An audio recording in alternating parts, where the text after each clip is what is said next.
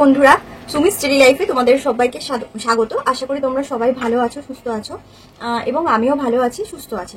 তো আজকে আমি একটা নতুন এবং খুব গুরুত্বপূর্ণ একটা টপিক নিয়ে তোমাদের সামনে আবার আলোচনার জন্য চলে এসেছি। আজকের আলোচনার বিষয় হলো প্রেগনেন্সির সময় ব্লিডিং অথবা প্রেগনেন্সি ব্লিডিং নিয়ে প্রবলেম, যেটা আমি নিজের প্রেগনেন্সিতে আমি নিজেও ফেস করেছি।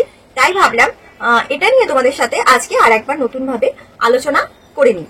তো প্রথম যে পয়েন্টটা মাথায় আসে প্রেগনেন্সি ব্লিডিং আমরা যখন চিন্তা করি, সেটা হচ্ছে ফার্স্ট ট্রাইমেস্টার। মানে প্রেগনেন্সির তো আমাদের 9টা মাস থাকে, তিনটে ভাগ থাকে তার। তো প্রথম যে ট্রাইমেস্টারটা থাকে সেখানে কিন্তু অনেকগুলো কারণে ব্লিডিং হতে পারে। যেমন ফার্স্ট যে ব্লিডিংটা দেখা যায় বা যে ব্লিডিংটা হয় প্রেগনেন্সি যখন আমরা ট্রাই করি, তখন থাকে ওটা ইমপ্ল্যান্টেশন ব্লিডিং। ইমপ্ল্যান্টেশন ব্লিডিংটা হচ্ছে বন্ধুরা, যখন আমরা কনসিভ করে যাই বা বাচ্চা যখন ভেতরে মানে প্রতিস্থাপন হয়ে যায়, সেই সময় কিন্তু একটা হালকা ব্লিডিং লক্ষ্য করা যায়। ওটা একদম প্রথমের দিকে, মানে একদম যখন 1 মান্থ বা 1.5 মাস মতো চলে আমাদের, সেই সময় এই ব্লিডিংটা লক্ষ্য করা যায়। এবং এই ব্লিডিংটা 1 ফোঁটা 2 ফোঁটা এরম ভাবে হয় এবং এই ব্লিডিংটার কালার হয় একদম সম্পূর্ণ রেড কালারের। তো এই টাইপের ব্লিডিং যখন হবে একদম প্রথমের দিকে, তখন কিন্তু ভয় পাওয়ার কোনো কারণ নেই। এটা আমরা বুঝে নেবো এটা ইমপ্ল্যান্টেশন ব্লিডিং। ইমপ্ল্যান্টেশন ব্লিডিংটা কতদিন চলতে পারে, যেটা আমার ক্ষেত্রে হয়েছিল, যেটা আমার লাইভ প্রেগনেন্সি ছিল সেই সময়। এই ব্লিডিংটা কিন্তু প্রথমের ওই 5 থেকে 6 দিন অবধি হয় এবং এই ব্লিডিংটা বললাম 2 থেকে 3 ফোঁটা মতো যায়, সারাদিনে হয়তো 1 থেকে 2 বার তোমার যাবে। তো এরকম যদি ব্লিডিংটা হয় তখন কিন্তু আমরা বুঝবো এটা ইমপ্ল্যান্টেশন ব্লিডিং, মানে বাচ্চা ভেতরে প্রতিস্থাপন হওয়ার কারণে এই ব্লিডিংটা হচ্ছে। তো এরকম ব্লিডিং হলে কোনো ভয়ের সম্ভাবনা নেই। আচ্ছা, আর একটা কারণ হচ্ছে বডি অ্যাডজাস্টমেন্ট। কারণ একটা মেয়ে যখন প্রেগনেন্ট হয় তখন কিন্তু আমাদের শরীরের মধ্যে মানে যে হরমোনগুলো থাকে সেগুলো কিন্তু মানে প্রচুর রকম সেই হরমোনগুলো কাজ করতে থাকে এবং আমাদের বডি চেষ্টা করে সেই হরমোনের সাথে বডিটাকে অ্যাডজাস্ট করতে, যে নতুন আসছে সে যেন ভেতরে ঠিকঠাক ভাবে মানে প্রতিষ্ঠা পায় বা ঠিকঠাক ভাবে ইমপ্ল্যান্ট হয় তার। তো সেই কারণে বডি ওই হরমোনের সাথে অ্যাডজাস্ট করতে থাকে এবং এই অ্যাডজাস্টমেন্টের কারণেও কিন্তু অনেক সময় হালকা হালকা স্পটিং বা হালকা হালকা ব্লিডিং আমরা একদম প্রথমের দিকে লক্ষ্য করতে পারি। এবং এই বডি অ্যাডজাস্টমেন্টের সাথেই আর একটা পয়েন্ট যুক্ত, যেটা হচ্ছে সার্ভিক্স বা ভ্যাজাইনাল ব্লিডিং। আমরা এই সময় যেটা লক্ষ্য করি সেটাও কিন্তু এই নানা রকম হরমোনাল চেঞ্জেসের জন্যই কিন্তু হয়।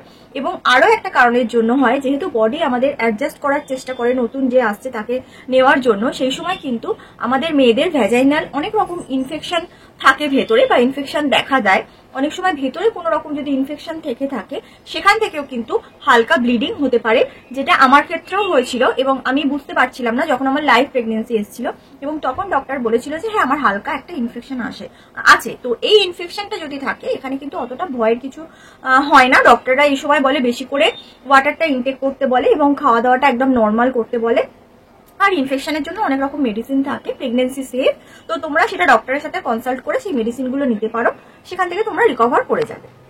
এবার আসি বন্ধুরা সব থেকে গুরুত্বপূর্ণ পয়েন্ট, যেটা আমাদের প্রেগনেন্সি এলেই মানে আমাদের মতো পেশেন্টরা তাদের মাথায় এগুলো বেশি ঘোরে, যেমন হচ্ছে মিসক্যারেজ ব্লিডিং। যেহেতু আমার প্রেগনেন্সিতে আমার 4টে মিসক্যারেজের আমার হিস্ট্রি ছিল, সেই জন্য যখন লাস্ট আমার যে প্রেগনেন্সিটা এসেছিল লাইভ প্রেগনেন্সি, সেইটার সময়ও কিন্তু আমার ফার্স্ট ট্রাইমেস্টারে ব্লিডিং দেখা দিয়েছিল এবং সেই ব্লিডিংটা যে মিসক্যারেজের ব্লিডিং সেটা কিন্তু আমার বুঝতে অনেকটা টাইম লেগেছিল। তো সেই কারণের জন্য তোমাদেরকে আমি এটা ক্লিয়ারলি বলে দিই যে মিসক্যারেজের ব্লিডিং তোমরা কি করে বুঝবে যে হ্যাঁ এইটা আমার মিসক্যারেজের দিকে যাচ্ছে।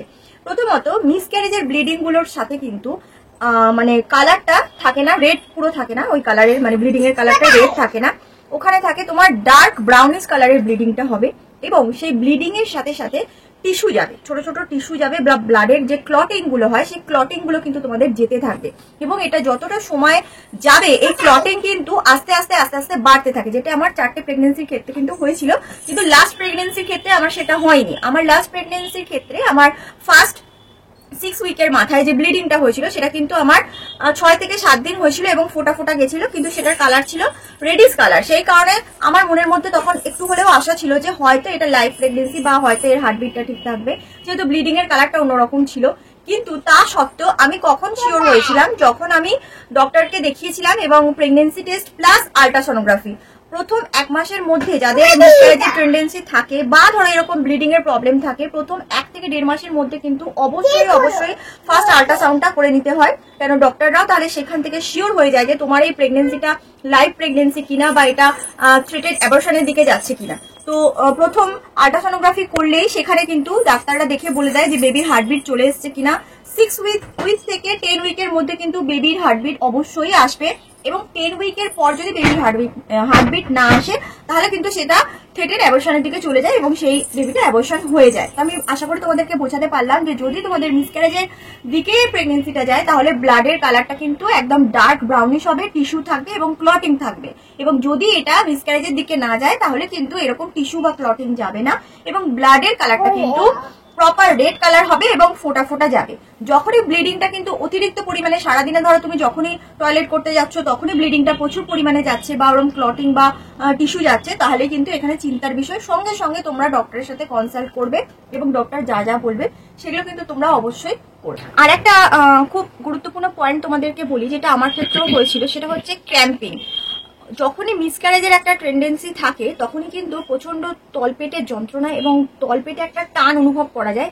তবে এটা কিন্তু মানে লাইভ প্রেগনেন্সিতেও হয়। যখন আমার লাস্ট প্রেগনেন্সি এসেছিল তখনও কিন্তু কোমরের যন্ত্রণা করতো, পায়ে টান ধরতো, কিন্তু সেটা কি বলতো, সেটা কন্টিনিউ থাকে না জিনিসটা। কিন্তু যখন মিসক্যারেজের দিকে যায় তখন কিন্তু এই জিনিসটা কমে না, মানে যন্ত্রণাটা তোমার কমবে না, যন্ত্রণাটা একদম কন্টিনিউ হবে এবং একটা সময় পর এমন আসে যন্ত্রণাটা মানে সহ্য না করার মতন যন্ত্রণা আসে।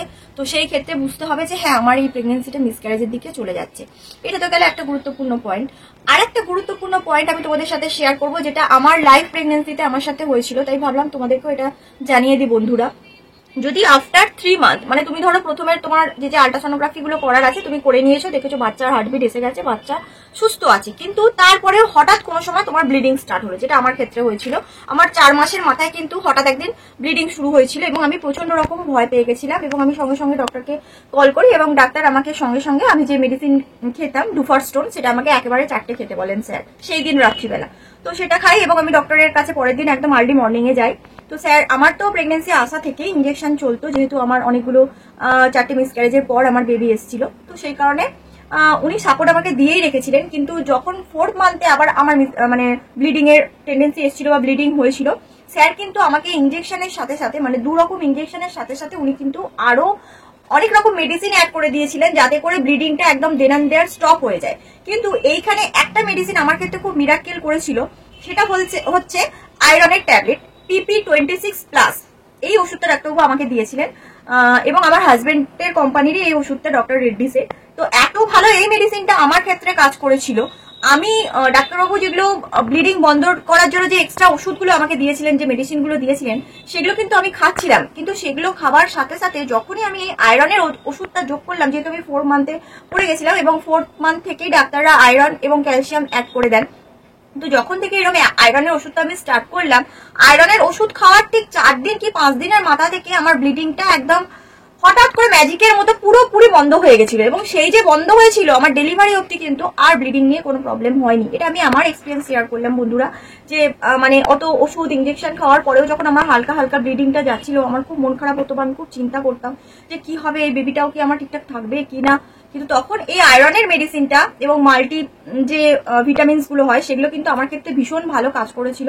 তো আমি তোমাদেরকেও সেই জন্য সাজেস্ট করবো যে তোমরা কিন্তু আয়রনের ওষুধ একদম স্কিপ করবে না গোটা প্রেগনেন্সিতে। কেন অনেকের প্রবলেম হয় আয়রনের মেডিসিন খেতে পারে না, ভমিটিং টেন্ডেন্সি আসে বা মাথা ঘোরে, শরীরটা খারাপ লাগে। কিন্তু আমি বলবো যত কষ্টই হোক ডাক্তারের সাথে কনসাল্ট করে তোমরা আয়রনের মেডিসিন অবশ্যই কিন্তু খাবে, যেটা আমার ক্ষেত্রে খুব ভালো কাজ করেছিল। তো সেই জন্য ভাবলাম তোমাদের সাথেও শেয়ার করে দিই। তো আশা করি আজকের টপিকটা তোমাদের অনেকটা হেল্প করবে, কারণ ব্লিডিং নিয়ে প্রেগনেন্সি আসলেই সব মায়েদের মধ্যেই একটা চিন্তা থাকে, বিশেষ করে কারোর যদি পেছনের হিস্ট্রি মিসক্যারেজের থাকে। তো সেই কারণে আজকে আমার এই টপিকটা আলোচনা করার।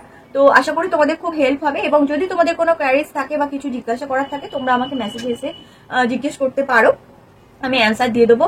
আর তোমাদের আমার ব্লগগুলো কেমন লাগছে অবশ্যই জানিও এবং নতুন কোনো বিষয় তোমরা আমার কাছ থেকে কিছু জানতে চাইছো, কোনো ব্লগিং চাইছো কিনা সেটাও আমাকে বলো, আমার খুব ভালো লাগবে। আমি তাহলে সেই টপিকের মধ্যে আলোচনা করব তোমাদের সাথে।